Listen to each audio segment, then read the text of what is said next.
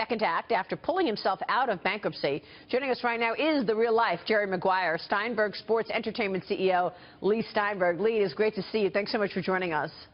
Good morning, Maria. You know, the story is so good, and it resonated with so many people with that movie. Tell us your story first, because most people hear the story that then you went into bankruptcy and don't understand how that happened after all of the success you had, Leigh. I started back in 1975 with the very first pick in the first round of the NFL draft. Ended up with 60 first-round draft picks in football, some of them, 8 of them, the very first pick. I hit a period in the 2000s where I started to struggle with alcohol and fundamentally lost my way for a while. In 2010, I went into sober living and said, if nothing else, I will be sober and I'll be a good father. And a couple of years ago, we got refunded, and now we have one of the top quarterbacks in the draft. So I went to a 12-step program. I focused everything on being sober, and now I'm 6 years of continuous sobriety with great relationships with my kids, and so that's been the comeback. Wow, what a great story, Leigh. Really, congratulations. That takes so much courage, and we're so happy for you. And now you've represented a record amount of first overall picks from the NFL draft. You're currently working with University of Memphis star Paxton Lynch, right? Tell us about that. He's expected to go high in this year's draft. Paxton Lynch is 6'7".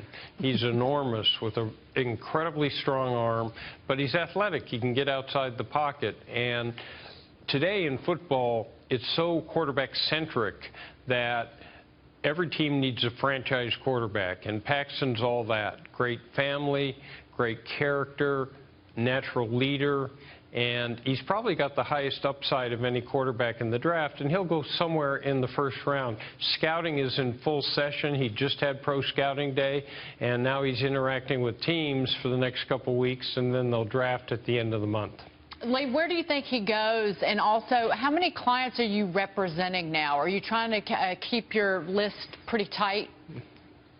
Well, I think he goes pretty high. There are a number of teams that need quarterbacks. You can look at Cleveland and San Francisco and Dallas and Philadelphia and the Los Angeles Rams, a number of teams, Denver.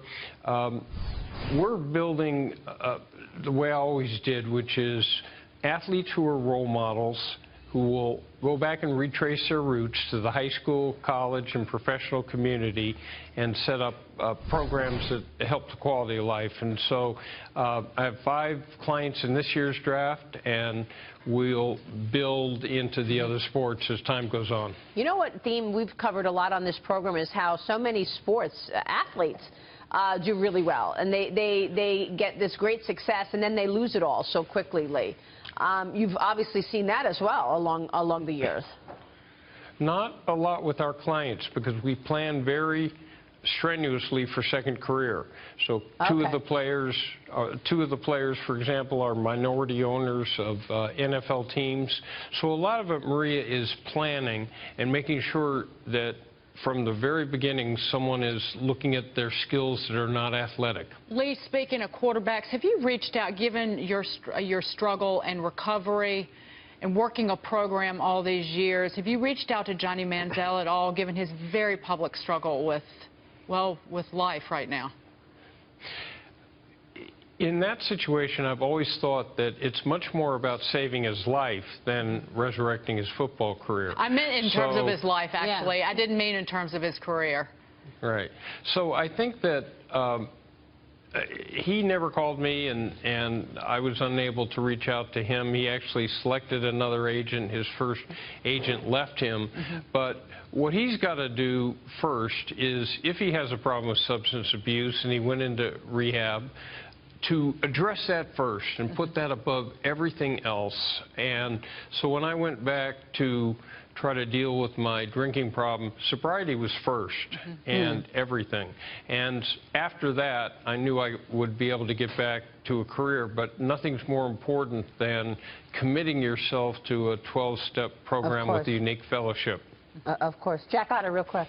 Leigh, 2 quick questions. One, I always worry about these guys. So much money, so young, inexperienced. They're great marks for, financial advisors who want to take advantage of them. How do you protect them?